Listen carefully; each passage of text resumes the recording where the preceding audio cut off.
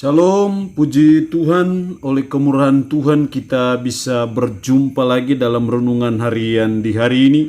Oleh kemurahan Tuhan kita masih diberi kesempatan untuk hidup, bernafas, dan menikmati segala ciptaan Tuhan. Kita sadar bahwa ini semua karena berkat dan pertolongan Tuhan.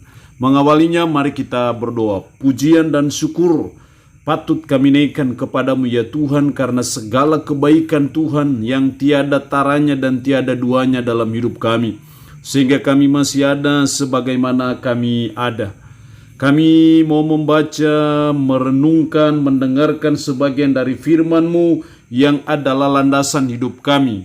Roh-Mu yang kudus, tolonglah kami, urapilah kami, dan berkatilah kami dengan firman-Mu di hari ini. Dalam nama Tuhan Yesus Kristus kami berdoa. Amin.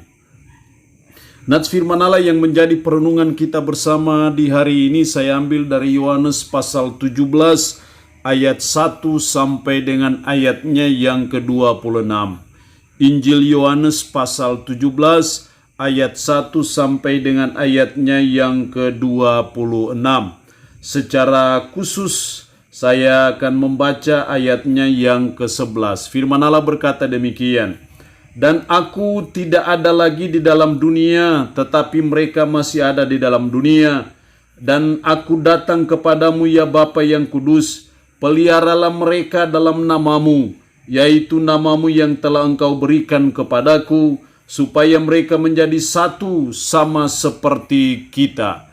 Demikian kebenaran firman Allah di hari ini yang intinya mengajar kita mengenai doa Yesus bagi kita.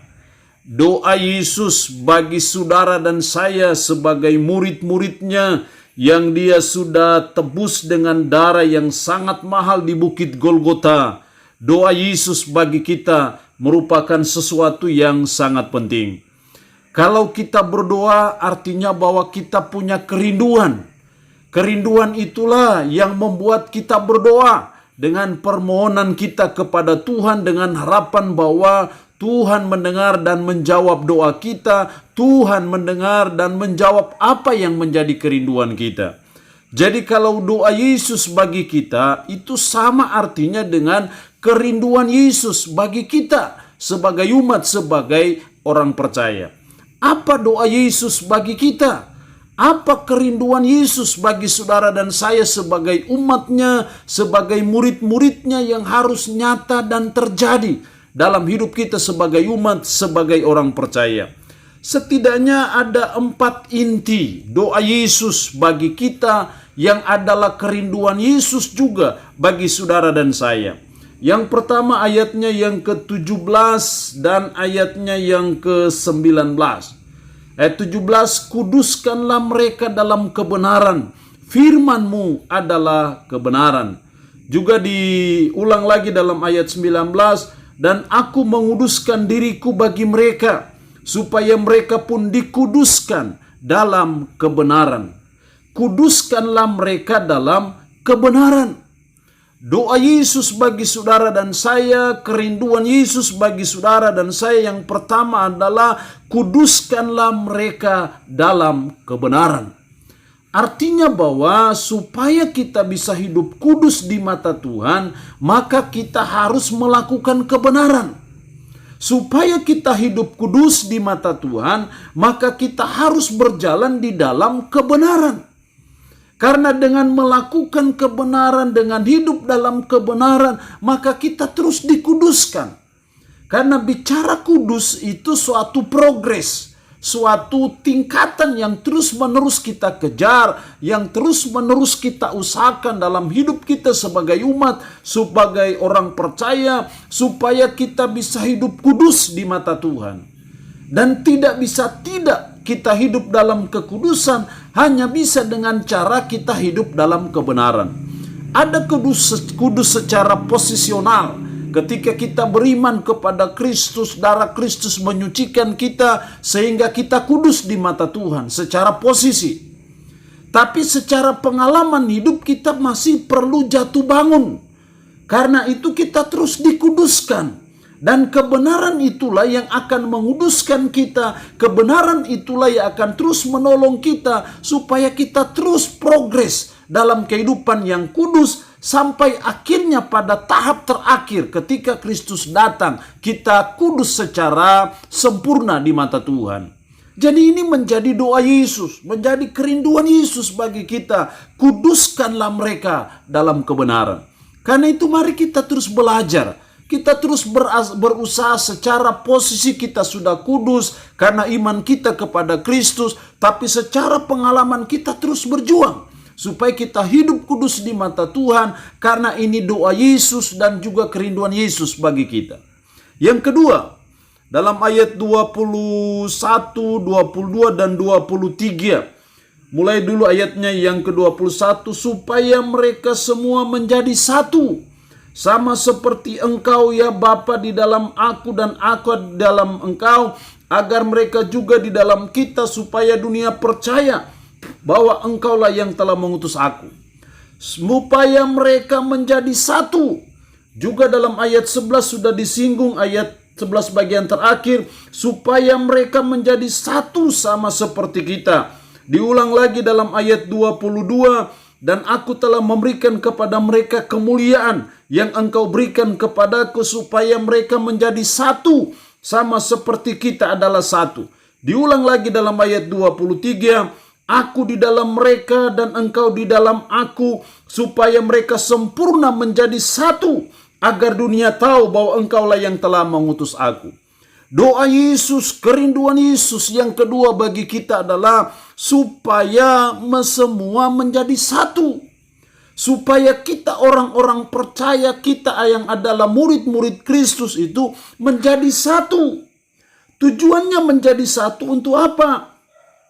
Agar mereka juga di dalam kita supaya dunia percaya bahwa engkaulah yang telah mengutus aku. Juga dalam ayat 23, agar dunia tahu bahwa engkaulah yang telah mengutus aku dan bahwa engkau mengasihi mereka sama seperti engkau mengasihi aku. Melalui persatuan kita dunia bisa melihat, dunia bisa percaya siapa Yesus Kristus itu melalui persatuan kita. Karena itu doa Yesus bagi kita supaya kita menjadi satu, menjadi kerinduan Yesus juga. Itu berarti sebagai umat, sebagai orang percaya, mari kita terus belajar. Kita terus berusaha supaya kita membangun persatuan satu dengan yang lain. Jangan saling sikut menyikut, jangan saling menghina, jangan saling menjatuhkan satu dengan yang lain. Tetapi kita harus bersatu. Ini doa Yesus. Dan kalau itu doa Yesus berarti itu kerinduan Yesus. Bagi saudara dan saya sebagai umatnya, sebagai orang-orang yang dia sudah tebus. Supaya kita satu, bersatu. Bersatu artinya kita hidup rukun dan damai. Satu dengan yang lain. Tuhan tidak senang kalau kita hidup dalam perpecahan. Tuhan tidak senang kalau kita membeda-bedakan satu dengan yang lain. Tuhan tidak senang kalau kita hidup saling membenci, saling mendendam, saling iri hati, saling baku sikat, saling baku cungkel antara satu dengan yang lain. Tuhan tidak senang. Justru dia berdoa supaya semua menjadi satu. Karena itu ketika kita hidup dalam perpecahan berarti kita sedang melawan Yesus yang kita puji dan kita sembah. Kalau kita menciptakan perpecahan berarti sama dengan Anda tidak percaya lagi siapa Yesus itu. Berarti kita bukan orang yang bukan orang percaya. Orang yang percaya kepada Yesus selalu mengusahakan supaya kita hidup bersatu. Karena ini doa Yesus. Dan juga kerinduan Yesus bagi kita. Yang ketiga, doa Yesus bagi kita dan juga kerinduan Yesus bagi kita. Ayat 24. Ya Bapa, aku mau supaya dimanapun aku berada, mereka juga berada bersama-sama dengan aku. Mereka yang telah engkau berikan kepadaku. Agar mereka memandang kemuliaanku yang telah engkau berikan kepadaku, sebab engkau telah mengasihi aku sebelum dunia dijadikan. Agar mereka memandang kemuliaanku. Yesus mau di mana Yesus berada, kita berada. Kalau Yesus di sorga, kita juga di sorga. Untuk apa? Agar mereka memandang kemuliaanku. Doa Yesus yang ketiga, kerinduan Yesus bagi kita. Yang ketiga adalah supaya kita memandang kemuliaan Kristus. Supaya kita berpengharapan akan kemuliaan yang Kristus sudah siapkan bagi kita. Segala kemuliaan Kristus juga saudara dan saya akan punyai dan dapatkan di sorga sana, di Yerusalem baru. Jadi dia mau supaya kita memandang kemuliaan Kristus. Dia mau supaya kita berpengharapan akan kemuliaan itu. Akan Yerusalem baru, akan sorga yang hanya ada kemuliaan dan kemuliaan. Melihat kemuliaan Kristus di sana, itu harusnya memotivasi kita, mendorong kita. Betapapun kita ada pada masa yang sukar, ada pada masa yang sulit, ada pada masa pandemi COVID-19, ada pada kesukaran yang besar. Tapi kita harus melihat jauh ke depan, bahwa ada kemuliaan yang sedang menunggu saudara dan saya, yang sedang menanti saudara dan saya sebagai umat, sebagai orang percaya. Jadi mari kita memandang kemuliaan Kristus yang saudara dan saya suatu waktu akan menerimanya. Dengan memandang kemuliaan Kristus, harapannya kita tetap kuat, kita tetap teguh, kita tetap kokoh. Meskipun dalam pergumulan, meskipun hidup penuh dengan linangan air mata, meskipun hidup penuh dengan onak dan duri, meskipun hidup penuh dengan masalah, penuh dengan penyakit yang kita alami, tapi ada kemuliaan yang menunggu saudara dan saya. Makanya Yesus berdoa supaya kita memandang kemuliaan Kristus itu. Jadi kita harus berpengharapan akan kemuliaan Kristus yang dia siapkan bagi saudara dan saya. Yang keempat, doa Yesus bagi kita dan juga kerinduan Yesus bagi kita. Ayat 26, dan aku telah memberitahukan namamu kepada mereka, dan aku akan memberitahukannya supaya kasih yang engkau berikan kepadaku ada di dalam mereka, dan aku di dalam mereka. Supaya kasih yang engkau berikan kepadaku ada di dalam mereka. Itu berarti bahwa doa Yesus yang keempat dan juga kerinduan Yesus yang keempat bagi saudara dan saya adalah supaya kita memiliki kasih. Supaya kasih yang engkau berikan kepadaku ada di dalam mereka. Kasih yang ada pada Yesus itu ada di dalam diri kita. Jadi Yesus berdoa, Yesus punya kerinduan supaya kita memiliki kasih. Dengan kita memiliki kasih, baru kita bisa mau saling mengasihi satu dengan yang lain. Tanpa kita punya kasih, tidak mungkin kita bisa mengasihi orang lain. Tidak mungkin kita bisa saling mengasihi antara satu dengan yang lain. Kasih yang Kristus punya, yang diberikan kepada kita, hendaknya itu ada dalam diri kita, dan kita terus belajar dan berusaha supaya kita hidup dalam kasih. Inilah doa Yesus, inilah kerinduan Yesus bagi kita sebagai umat, sebagai orang percaya, supaya kita hidup di dunia tidak dengan kebencian dan dendam, tapi kita mau saling mengasihi antara satu dengan yang lain. Allah yang punya firman ini memberkati kita dengan firman-Nya di hari ini. Amin. Mari kita berdoa. Puji syukur untuk kebenaran firman-Mu di hari ini, yang mengingatkan kami akan doa Yesus bagi kami. Kalau Yesus berdoa bagi kami, itu berarti bahwa kerinduan Yesus juga bagi kami.